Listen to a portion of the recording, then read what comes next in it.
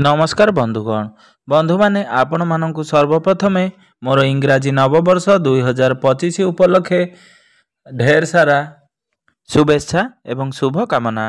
तेबे बंधु माने आसुथिबा इंग्राजी नववर्षटी आपण मानक पई शुभमय हेउ एवं आपणकर चलापथ कुसीमित हेउ एहा ही मोर ईश्वरଙ୍କ निकटरे एतिकी प्रार्थना।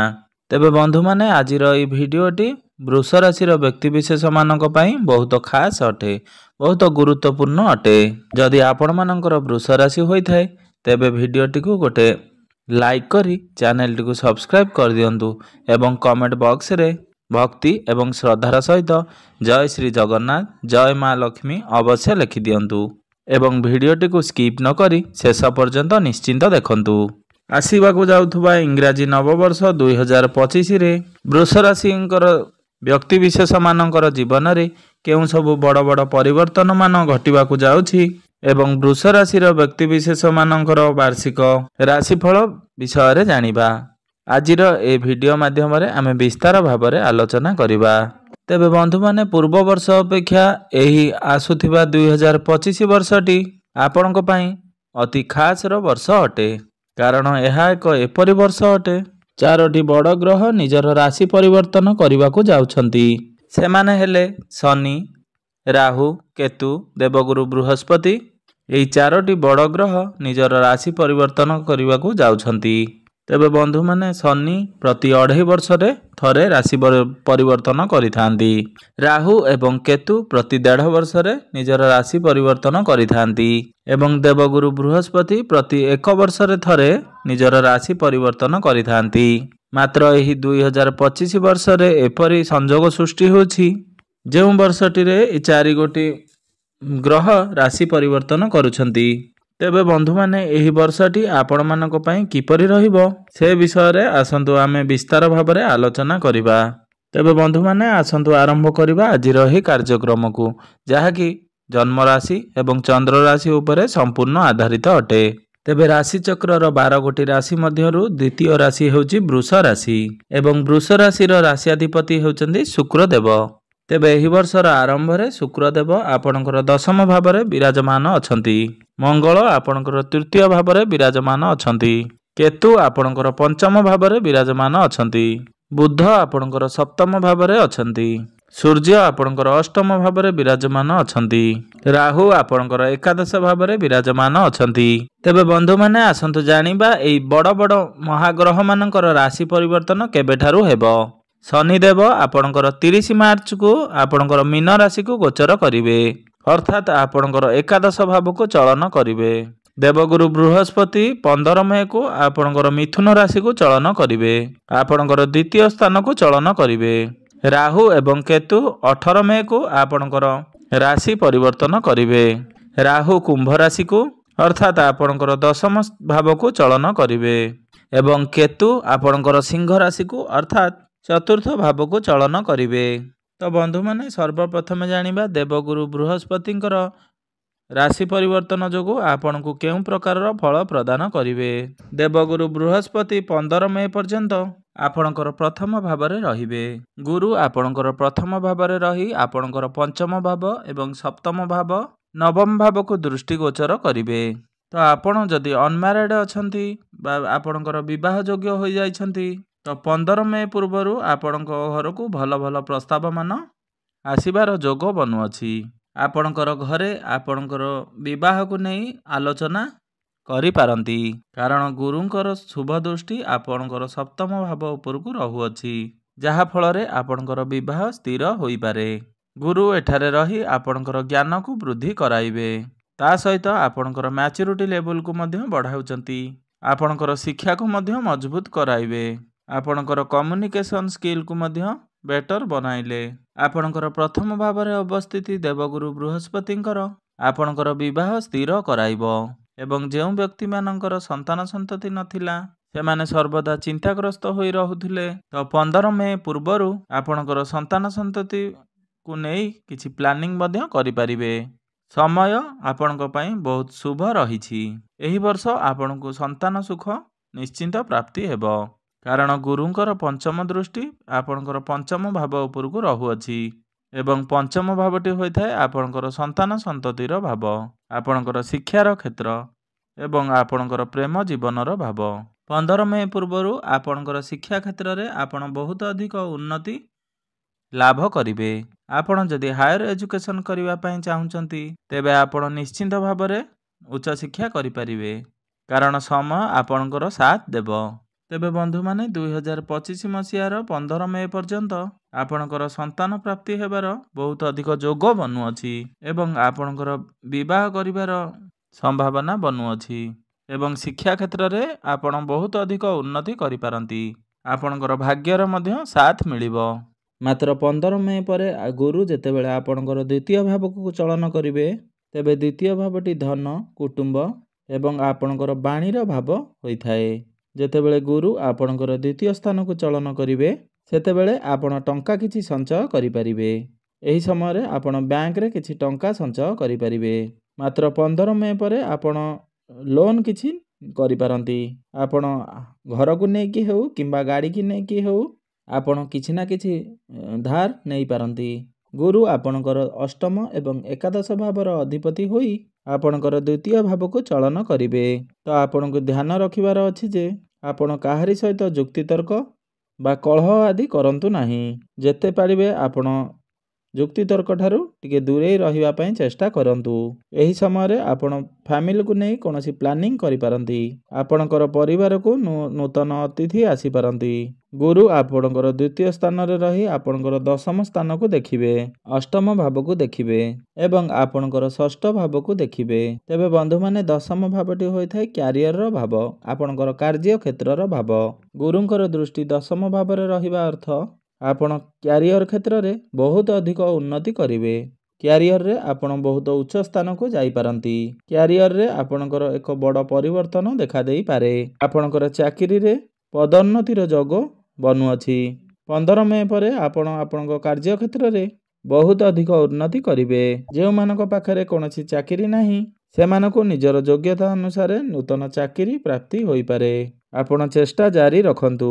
ବଡ଼ ବଡ଼ କମ୍ପାନୀମାନଙ୍କୁ ଠାରୁ ବା MNC କମ୍ପାନୀ ଠାରୁ ଆପଣଙ୍କୁ ଜବ୍ ଅଫର୍ ଆସିପାରେ। ମାତ୍ର ଆପଣଙ୍କ ପାଇଁ କିଛି ଅଶୁଭ ଫଳ ମଧ୍ୟ ରହିଅଛି। ଗୁରୁ ଆପଣଙ୍କର ଷଷ୍ଠ ଏବଂ ଅଷ୍ଟମ ଭାବକୁ ମଧ୍ୟ ଦେଖୁଛନ୍ତି। ତେବେ ବନ୍ଧୁମାନେ କୁଣ୍ଡଳୀରେ ଷଷ୍ଠ, ଅଷ୍ଟମ ଏବଂ ଦ୍ୱାଦଶ ଘର ଏତେ ଭଲ ବୋଲି ବିଚାର କରାଯାଇ ନଥାଏ। ତେବେ ଏହାର ଅର୍ଥ ହେଉଛି ଯେ 15 ମେ ପରେ ଆପଣଙ୍କର ଗୁପ୍ତ ଶତ୍ରୁ ବୃଦ୍ଧି ହୋଇପାରନ୍ତି। ସେତେବେଳେ ଆପଣ ଆପଣଙ୍କର ଖାଦ୍ୟପେୟ ଉପରେ ଟିକେ ନିୟନ୍ତ୍ରଣ ରକ୍ଷା କରନ୍ତୁ, କାରଣ ଆପଣଙ୍କର ଗ୍ୟାଷ୍ଟ୍ରିକ୍ ଭଳି ସମସ୍ୟା ଦେଖାଦେଇପାରେ। ଆପଣ ଯେତେ ପାରିବେ ବାହାର ଖାଦ୍ୟକୁ ଆଭଏଡ଼୍ କରନ୍ତୁ। ଗ୍ୟାସ୍, ଏସିଡ଼ିଟି ଭଳି ସମସ୍ୟା ଆପଣଙ୍କର ଦେଖାଦେଇପାରେ। ଏବେ ଆସନ୍ତୁ ଜାଣିନେବା ଶନିଦେବଙ୍କର ଗୋଚର ଆପଣଙ୍କ ଉପରେ କିଭଳି ପ୍ରଭାବ ପକାଇବ। ଶନିଙ୍କର ରାଶି ପରିବର୍ତ୍ତନ ଆପଣଙ୍କ ଜୀବନରେ ଆସୁଥିବା 2025 ବର୍ଷରେ କିଭଳି ପ୍ରଭାବ ପକାଇବ। ତ ବନ୍ଧୁମାନେ ଶନି ଆପଣଙ୍କ ପାଇଁ ଯୋଗକାରକ ଗ୍ରହ ଅଟନ୍ତି। ଶନିଦେବ ହେଉଛନ୍ତି କର୍ମଫଳଦାତା ଏବଂ ନ୍ୟାୟ ଦେବତା। ଆପଣଙ୍କର ନବମ ସ୍ଥାନର ଅଧିପତି ହୋଇ ଆପଣଙ୍କର କ୍ୟାରିୟର ଭାବରେ ବିରାଜମାନ ରହିବେ ଏବଂ 30 ମାର୍ଚ୍ଚକୁ ଶନି ଆପଣଙ୍କର ଏକାଦଶ ଭାବକୁ ଚଳନ କରିବେ ଏବଂ ସମ୍ପୂର୍ଣ୍ଣ ବର୍ଷଟି ଶନି ଆପଣଙ୍କର ଏକାଦଶ ଭାବରେ ହିଁ ରହିବେ। ତେବେ ବନ୍ଧୁମାନେ ଏକାଦଶ ଭାବଟି ଆମର ଇଚ୍ଛାପୂର୍ତ୍ତିର ଭାବ ହୋଇଥାଏ, ଆମର ଲାଭର ଭାବ ହୋଇଥାଏ ଏବଂ ଆମର ଇନକମ୍ର ଭାବ ହୋଇଥାଏ। ନବମ ଏବଂ ଦଶମ ଭାବର ସ୍ୱାମୀଙ୍କର କନେକ୍ସନ୍ ଏକାଦଶ ଭାବ ସହିତ ରହିବ। ଶନିଦେବ ଆପଣଙ୍କର ଏକାଦଶ ଭାବକୁ ଦୀର୍ଘ 30 ବର୍ଷ ପରେ ଆସୁଛନ୍ତି। ତ ଏହି ବର୍ଷ ଆପଣ କିଛି ନୂଆ ନୂଆ ଜିନିଷ କିଣିପାରନ୍ତି, କାରଣ ଶନିଦେବ ଯେଉଁ ସ୍ଥାନରେ ବିରାଜମାନ କରନ୍ତି ସେହି ସ୍ଥାନର ବୃଦ୍ଧି ଏବଂ ଭଲ କରିଥାନ୍ତି। ଅର୍ଥାତ୍ 30 ମାର୍ଚ୍ଚ ପରେ ଆପଣ କୌଣସି ଜମିଜମା, ପ୍ରପର୍ଟି କିମ୍ବା ଯାନବାହନ, ଗାଡ଼ି, ଘର ଆପଣ କ୍ରୟ କରିପାରନ୍ତି। ଏହି ସମୟରେ ଆପଣଙ୍କୁ ଚତୁର୍ଦିଗରୁ ଧନ ପ୍ରାପ୍ତି ହେବାର ଯୋଗ ବନୁଅଛି। ଯେଉଁ ବ୍ୟକ୍ତି ବିଶେଷମାନଙ୍କର କନଷ୍ଟ୍ରକ୍ସନର କାମ ରହୁଛି ବା ମ୍ୟାନୁଫ୍ୟାକ୍ଚରିଂର କାମ ରହିଛି କିମ୍ବା ଆପଣଙ୍କର କୌଣସି ଫ୍ୟାକ୍ଟ୍ରି ଅଛି, ଶନି ଆପଣଙ୍କର ଏକାଦଶ ଭାବରେ ରହି ଏହିସବୁ କ୍ଷେତ୍ରରେ ଆପଣଙ୍କର ଲାଭ ପ୍ରଦାନ କରିବେ, କାରଣ ଶନିଦେବ ଆପଣଙ୍କର ଏକାଦଶ ସ୍ଥାନରେ ବିରାଜମାନ ରହିଛନ୍ତି। ଏହି ବର୍ଷ ଆପଣଙ୍କର ମନ ଇଚ୍ଛା ପୂରଣ ହେବ। ଆପଣଙ୍କର ଆକସ୍ମିକ ଧନ ପ୍ରାପ୍ତି ହେବାର ଯୋଗ ମଧ୍ୟ ବନୁଅଛି। ଏହି ସମୟରେ ଆପଣ ଆପଣଙ୍କର ଇନକମ୍କୁ ବଢ଼ାଇବା ପାଇଁ ଏବଂ ଆପଣଙ୍କର ଆର୍ଥିକ ସ୍ଥିତିକୁ ମଜବୁତ କରିବା ପାଇଁ ଆପଣ ବହୁତ ଚେଷ୍ଟା କରିବେ ଏବଂ ସେହି ଚେଷ୍ଟାରେ ଆପଣଙ୍କୁ ନିଶ୍ଚିନ୍ତ ସଫଳତା ପ୍ରାପ୍ତି ହେବ। ବନ୍ଧୁମାନେ, ଗୁରୁ ଆପଣଙ୍କର ଧନ ସ୍ଥାନରେ, ଶନିଦେବ ଆପଣଙ୍କର ଲାଭ ସ୍ଥାନରେ ଆପଣଙ୍କର ଧନ ଲାଭର ସମ୍ପୂର୍ଣ୍ଣ ସମ୍ଭାବନା ବନୁଅଛି। ତ 30 ମାର୍ଚ୍ଚ ପରେ ସମୟ ଆପଣଙ୍କ ପାଇଁ ବହୁତ ଅନୁକୂଳ ରହିବ। 30 ମାର୍ଚ୍ଚ ପରେ ଆପଣ କୌଣସି ଜାଗାରେ ବଡ଼ ଇନଭେଷ୍ଟମେଣ୍ଟ କରିପାରନ୍ତି, କୌଣସି ବଡ଼ କାର୍ଯ୍ୟର ଆରମ୍ଭ କରିପାରନ୍ତି, ଯେହେତୁ ଶନିଦେବ ଆପଣଙ୍କ ପାଇଁ ଯୋଗକାରକ ଗ୍ରହ ଅଟନ୍ତି। ତ 30 ମାର୍ଚ୍ଚ ପରେ ଆପଣଙ୍କୁ ପ୍ରତ୍ୟେକ କ୍ଷେତ୍ରରେ ସଫଳତା ପ୍ରାପ୍ତି ହେବ। ଏବେ ଆସନ୍ତୁ ଜାଣିନେବା ରାହୁ ଏବଂ କେତୁ ଆପଣଙ୍କୁ କେଉଁଭଳି ଫଳ ଦେବାରେ ସକ୍ଷମ ହେବେ। ତ ବନ୍ଧୁମାନେ, ରାହୁ ଆପଣଙ୍କର 18 ମେ ପର୍ଯ୍ୟନ୍ତ ଆପଣଙ୍କର ଏକାଦଶ ଭାବରେ ବିରାଜମାନ ଅଛନ୍ତି। କେତୁ ଆପଣଙ୍କର ପଞ୍ଚମ ଭାବରେ ଅଛନ୍ତି। ମାତ୍ର 18 ମେକୁ ରାହୁ ଆପଣଙ୍କର ଦଶମ ଭାବକୁ ଚଳନ କରିବେ ଏବଂ କେତୁ ଆପଣଙ୍କର ଚତୁର୍ଥ ଭାବକୁ ଚଳନ କରିବେ। ତ 18 ମେ ପରେ ଆପଣଙ୍କର ଆହୁରି ଅଧିକ ଚମତ୍କାର କରିବେ। ରାହୁଙ୍କର ରାଶି ପରିବର୍ତ୍ତନ ଆପଣଙ୍କର କ୍ୟାରିୟର ଭାବକୁ ହେବ। ସମ୍ପୂର୍ଣ୍ଣ 18 ବର୍ଷ ପରେ ରାହୁ ଆପଣଙ୍କର ଦଶମ ଭାବକୁ ଚଳନ କରୁଛନ୍ତି।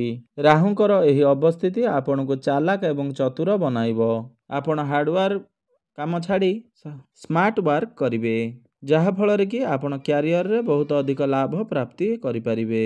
ପରିଶ୍ରମ କମ୍ ଏବଂ ଲାଭ ଆପଣଙ୍କୁ ପ୍ରଚୁର ମାତ୍ରାରେ ପ୍ରାପ୍ତି ହେବ। ତେବେ ବନ୍ଧୁମାନେ, ରାହୁ ହେଉଛନ୍ତି ଆକସ୍ମିକର ଗ୍ରହ। ରାହୁ ଆପଣଙ୍କୁ ଆକସ୍ମିକ ଫଳ ପ୍ରଦାନ କରିଥାନ୍ତି। ତ ରାହୁ ଯେତେବେଳେ ଆପଣଙ୍କର କ୍ୟାରିୟର ଭାବକୁ ଆସିବେ, ତ ସେତେବେଳେ ଆପଣଙ୍କର କ୍ୟାରିୟରରେ କିଛି ନା କିଛି ପରିବର୍ତ୍ତନ ଅବଶ୍ୟ ଆସିବ। ଆପଣଙ୍କର ଚାକିରିରେ ଟ୍ରାନ୍ସଫର ହୋଇପାରେ କିମ୍ବା ଆପଣଙ୍କୁ ଚାକିରିରେ ପଦୋନ୍ନତି ମିଳିପାରେ। ପଲିଟିସିଆନ ମାନଙ୍କର 18 ମେ ପରର ସମୟ ଅତ୍ୟନ୍ତ ଶୁଭ ରହିଛି। ତ ଆପଣ ଜାଣିବେ ଯେ ଆପଣଙ୍କ ପାଖରେ ଚାକିରି ବାକିରି ନାହିଁ, ତ 18 ମେ ପରେ ଆପଣଙ୍କୁ ଯେଉଁ ଆଡ଼ୁ ବି ହେଉ ଆପଣଙ୍କୁ ଚାକିରି ପ୍ରାପ୍ତି ହୋଇପାରିବାର ସମ୍ଭାବନା ବନୁଅଛି। ଆକସ୍ମିକ ଭାବରେ ଆପଣଙ୍କୁ ଖୁସି ଖବର ରାହୁ ଦେବେ। ଆପଣଙ୍କର କ୍ୟାରିୟରରେ ଅକସ୍ମାତ୍ ଆପଣ ଉନ୍ନତି କରିବେ, ଯାହା ଆପଣ ସ୍ୱପ୍ନରେ ସୁଦ୍ଧା ଭାବି ନଥିବେ। ମାତ୍ର ଶନି ଯେତେବେଳେ ଆପଣଙ୍କର ଏକାଦଶ ସ୍ଥାନକୁ ଚଳନ କରିବେ, ତ ସେତେବେଳେ ଆପଣଙ୍କର ପ୍ରଥମ ଭାବ ଉପରକୁ ଦୃଷ୍ଟିଗୋଚର କରିବେ। ଆପଣଙ୍କର ଚନ୍ଦ୍ରମାଙ୍କ ଉପରେ ଶନିଙ୍କର ଦୃଷ୍ଟି ରହିବ, ଯାହାଫଳରେ କି ଆପଣଙ୍କୁ ଆଳସ୍ୟପଣ ଟିକେ ଦେଖା ଦେଇପାରେ। ଆପଣ ଏହି ସମୟରେ ଓଭର ଥିଙ୍କିଂ କରିପାରନ୍ତି। ଆପଣ ଅଧିକ ଚିନ୍ତା କରିବା ଯୋଗୁଁ ଆପଣଙ୍କର ମୁଣ୍ଡ ବିନ୍ଧା ଭଳି ସମସ୍ୟା ଦେଖା ଦେଇପାରେ। ଶନି ଏଠାରେ ରହି ଆପଣଙ୍କର ପଞ୍ଚମ ଭାବକୁ ଦେଖିବେ। ତ ଏହି ସମୟରେ ଆପଣ ଆପଣଙ୍କର ପ୍ରେମ ଜୀବନକୁ ନେଇ ବହୁତ ଅଧିକ ଚିନ୍ତା କରିବା ଯୋଗୁଁ ଆପଣଙ୍କର ମୁଣ୍ଡ ବିନ୍ଧା ଭଳି ସମସ୍ୟା କିଛି ଦେଖିବାକୁ ପାଇବେ। ସେଥିପାଇଁ ସର୍ବଦା ଆପଣ ଓଭର ଥିଙ୍କିଂ ଠାରୁ ଦୂରେଇ ରୁହନ୍ତୁ। କୌଣସି କଥାକୁ ନେଇ ଆପଣ ବହୁତ ଅଧିକ ଗଭୀର ଭାବରେ ଚିନ୍ତା କରନ୍ତୁ ନାହିଁ। 30 ମାର୍ଚ୍ଚ ପରେ ଆପଣଙ୍କର ପ୍ରେମ ଜୀବନରେ ଖୁସି ଫେରି ଆସିବ। ତେବେ ବନ୍ଧୁମାନେ, ପୂର୍ବରୁ ଆପଣଙ୍କର ପ୍ରେମ ଜୀବନରେ ଯାହା ବି କିଛି ସମସ୍ୟା ଥିଲା, ସେସବୁ ସମସ୍ୟାର ସମାଧାନ ହୋଇଯିବ।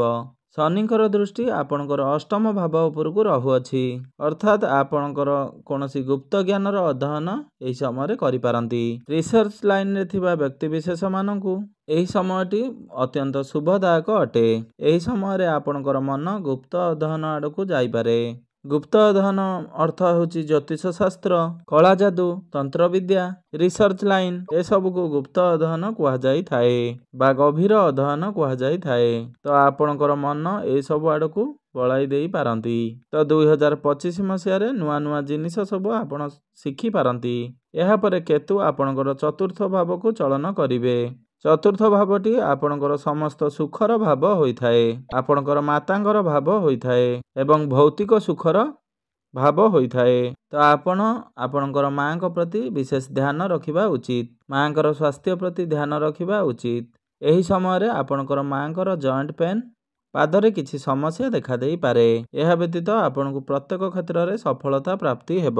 ତେବେ ବନ୍ଧୁମାନେ, ଆସନ୍ତୁ କିଛି ଉପାୟ ବିଷୟରେ ଜାଣିବା, ଯାହାକି ଏହି 2025 ବର୍ଷରେ ଆସୁଥିବା ଅଶୁଭତ୍ୱ ଗୁଡ଼ିକ କିଛି ମାତ୍ରାରେ ଖଣ୍ଡନ ହୋଇ ଆପଣଙ୍କୁ ଶୁଭ ଫଳ ପ୍ରାପ୍ତି ହୋଇପାରିବ।